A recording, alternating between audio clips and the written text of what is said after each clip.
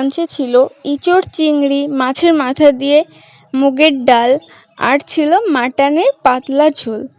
আর তার সাথে করেছিল মা পাঁপড় ভাজা, মিষ্টি দই, আর মিষ্টি দই ছিল, আর ছিল ছানার জিলিপি, আর একটু কোল্ড ড্রিঙ্কস খেতে ইচ্ছা করছিল। বেশি খাই না, বেশি খাওয়া ভালো না, তবুও খেয়েছিলাম আজকে।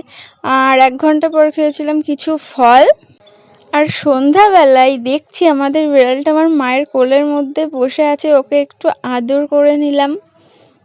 ভীষণ আদুরে হয়েছে বিড়ালটা। আর একটা জিনিস তোমাদেরকে দেখায়, দেখো আমাদের শিউলি ফুল গাছে ফুল ফুটেছে।